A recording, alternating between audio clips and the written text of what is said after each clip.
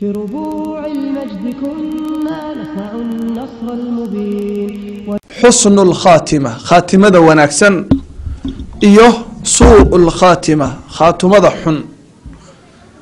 meel kastood joogtaan geeridu waa tii idin qabato idin ku dhacda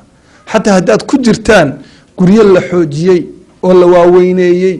oo si kasta loo adkay haddaad ku dhex jirtaan waxyaabaha geeridu cajiibka ku tahay waxaa ka mid ah ikhwaani kama tagto qofka qaniga ah oo lacagta leh midka faqiirka ah midka yar midka weyn ragga dumarka qof uga dhow ma jirto qof kasta way heli doontaa walidaalika ninbaa wuxuu dhahayay shaacir ah oo gabiyey ay cabdu kam yaraaka allahu caasiya xariisan cala addunya walilmowti naasiya addoonkanow meeqeebuu ilaahay ku arkaa adoo caasinaya warma waxaad hilmaantay intaad adduunyo ku dadaashay ayaad waxaad hilmaantay la kulankii ilaahay markaasuu wuxuu leeyahay anasiita liqaa'a allahi wallaxda wathara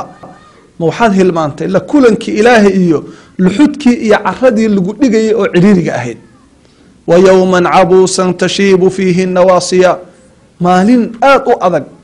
oo dadka fooda iyo madaxu ay ciroobayso qofkas naxdin uu la ciroobayo walow ana almar'a lam yalbas thiyaaba min attuqa tajarada curyaana walow kaana kaasiya hadduusan qofku xiranin dhar taqwo ilaahay ah haddaadan isku qurxinin cabsi ilaahay qofkaasi wuu qaawanaan doonaa ilaahay hortiisa xataa hadduu dhar qabo markaasuu wuxuu le hadalka ugu cajiibsan oo kusoo gabagabeeyey walow kaanat اddunyaa taduumu liahliha lakaana rasuulu llahi xayan wabaaqiya hadday adduunku joogi lahayd rasuulka ilaahay baa xayi baaqi a noqon lahaa hadduu adduunku joogi lahaa hadduu qof waari lahaa nebi moxamed baa waari lahaa ikhwaani wuxuu dhihi jiray anas ibnu malik wuxuu dhihi jiray baa la yidhi alaa uxadiثukum biyowmayni wa leylatayni dadow ma idiin sheegaa laba maalmood oo cajiib ah oo yaab badan iyo laba hamayn oo yaab badan markaasuu wuxuu dhihi jiray awalu yowmin yujiibuka albashiiru min allah ima biridaahu wa ima bisakhatihi maalinta ugu horeysa waa maalinta uu ku ajiibi doono kuu imaan doono midkii ilaahay xaggiisa ka yimid oo kuu bishaaraynayay ama wuxuu kuugu bishaarayn farax iyo raalli ahaansho ilaahay ama wuxuu kuugu bishaarayn caro ilaahay iyo shallayto iyo hoog buu kuugu bishaarayn waa geeridii buu ka wadaa markaasuu walyowmu thaani maalinta labaad yowman tucradu fiihi calaa rabbika aakhidan kitaabaka biyamiinika wa imaa bishimaalika maalinta labaad oo yaab kalena waa maalinta ilaahay lagu soo bandhigi doono waa maalintaad ilaahay hor istaagi doontid adoo kitaabkaaga ku qabsan doona ama midigta oo dhahaya haa umuqra'uu kitaabiya ama ku qabsanaya bidixda oo dhahaya yaa laytaha kaanat ilqaadiya maa agnaa canii maaliya halaka canii suldaaniya hoogayge maalkii muxuu ii taray lacagtii maxay ii tartay madaxtinimadii maxay ii tartay noloshii maxay ii tartay asagoo qofku dhahaya uu ilaahay uu saas ooyi doono markaasuu wuxuu leeyahay wa awalu leylatin hameenka wa awalu layaali hameenada midaan sheegaynana waa leylatan tabiitu fiiha alqabra waa hameenka alqabriga ku barigi ikhwaani maxaad umalaynaysaa bal fakar qof walowba waxaad ka fakertaa hameenka ugu horeeyo ood qabri ku hoyato xaaladaadu maxay noqon doontaa hameenka labaadna waa leylatan sabiixatuhaa yowma alqiyaama waa hameenka aad qabriga ku baridid oo subaxiina dadka lasoo saari doono ilaahay la istaajin doono qiyaamada loo soo baxayo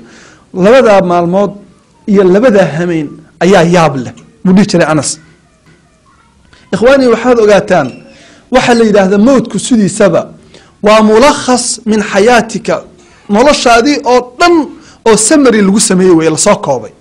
waxaa dhici karta inaad noolaatay 30 sano waxaa dhici karta 40 sano waxaa dhici karta 50 sano waxaa dhici karta 60 sano wixii noloshaadii oo dhan waxaa lagu soo ururiyey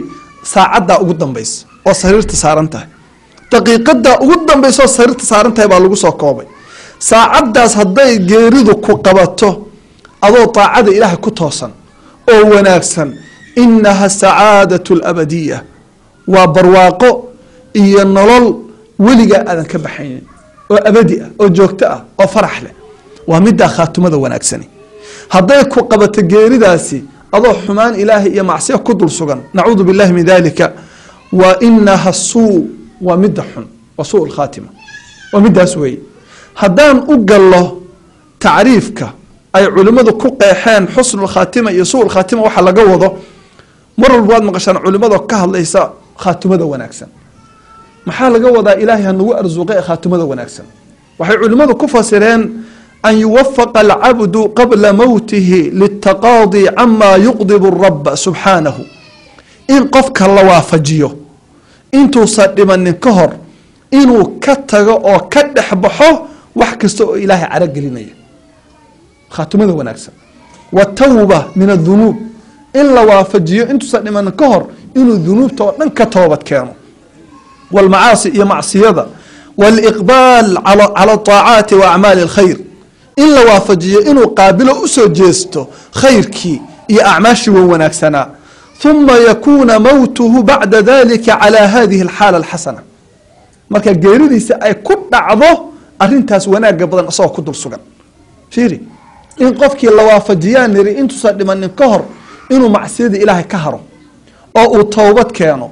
oo khayrkii iyo wanaagii uu qaabilo oo taacaadkii uu la yimaado oo qur-aankii uu akhriyo oo salaadii uu tukado oo ilaahay uu xuso oo uu takbiirsado oo uu masaajidii galo asagoo saa ku sugan lagu oofsado waxaa la yidhaahdaa khaatumada wanaagsan alimaam axmed wuxuu wariyey musnadkiisa iyo imaamu tirmidi saxiixiisa wuxuu ku wariyey jaamicu saxiixa iyo xaakim anas ibn maalik xadiid laga wariya radi allahu canhu qaala rasuulu llahi sala allahu alay wasalam rasuulku wuxuu yidhi idaa araada allahu bicabdihi khayra istacmalah ilaahay markuu addoonkiisa khayr la damco wuu shaqaalaysiiyaa shaquu u dhiibtaa hadduu ilaahay addoonka khayr la damco shaquu u dhiibtaa qaaluu kayfa yastacmiluhu rasuulka ilaahayow seebuu ilaahay u shaqaalaysiisanaya qofka bay dheheen qaala wuxuu yuwafiquhu licamalin saalixin qabla mowtihi wuxuu waafajinayaa intuusan dhimanin ka hor camal wanaagsan fiiri ilaahay baa isticmaalay qofkaas ilaahay baa shaqo u diray qofkaas waxaa dhici karta inuu xun yahay khamrada inuu cabo salaad inuusa tukanin inuu zinaysto inuu tuug yahay inuu dadka dilo marka uu dhimanayo wax yar ka hor in inta asagoo dhan isbedelo oo dhinaca kale uu ka soo jeedsado inaad artay ninkii oo salaada ku dadaalaya oo qur-aankii akrinaya oo la waafajiyey waa ilaahay baa isticmaalay qofkaas ilaahay baa camal u dhiibay markaa saas lagu qabto waxyaabaha lagu garto khaatumada wanaagsan wanaagga ay leedahay waxaa ka mid ah xadiidkan imaam albukhaari iyo muslim ay wariyeen oo laga wariyay lmuminiina caaisha qaalat waxay tihi qaala rasuul lahi sala allahu alay wasalam man axaba liqaaa allahi axaba allahu liqaa'ah qofkii jeclaada la kulanka ilaahay qofka jecel inuu ilaahay la kulmo ilaahay baa wuxuu jeclaadaa inuu asaga la kulmo fiiri hal jazaau lixsaani ila alixsaan aljazaau min jinsi alcamal qofkii jeclaada inuu ilaahay la kulmo oo qalbigiisu jecel yahay ilaahayna wuxuu jeclaadaa qofka inuu la kulmo waman kariha liqaaa allahi kariha allahu liqaa'ah qofkii naca oo dhibsada oo ka carara la kulanka ilaahay ilaahayna wuu nacaa la kulankiisa fiiri ilaahayna wuu ku nacayaa markaase way la yaabto waxay tiri qultu waxaan yaa nabiy allah nabiga ilaahayow akaraahiyatu lmowt waxaad ka hadlaysaa miyaa geerida oo la naco markaad leedahay la kulanka ilahay qofkii naca ma geerida inaan naca oo inaan dhinto aan nabcuhuna rabin في ربوع المجد كنا نسمع النصر المبين